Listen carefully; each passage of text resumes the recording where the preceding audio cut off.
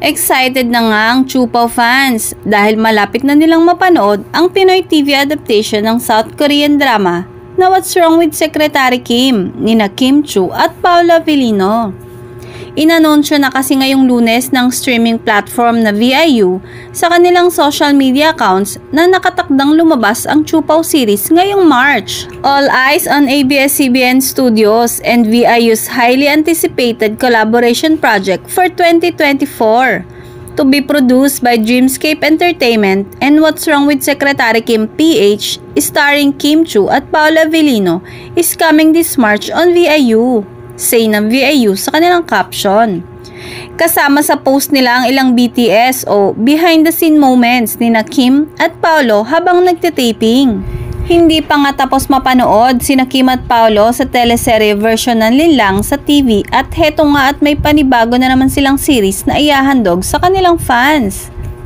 Ang maganda, sa ikalawa nilang proyekto ay light at kilig lang na malayo sa una nilang serye na Linlang na super bigat ng storya.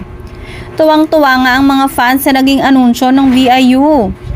Thank you, napasaya nyo kami. Sana may pasilip din sa Valentine's Day. Wish ng isang fans. Hindi pa man nag-uumpisa ang serye ay nagpapakilig na sina Kim at Paolo sa social media platform na Twitter dahil nag-number 1 trending ulit. Nagsimula kasi ang kulitan nila sa pag-repost ni Paolo ng announcement post ng VIU Philippines. New era nga ni Paolo Avellino. Mas funny ka lalo na yung sample naman ng joke dyan. Reply ni Kim. Panakot naman ni Paolo. Pag sinabi ko mga joke ko sa It's Showtime, siguradong papatawag ulit kayo ng MTRCB. Biro naman ni Kim.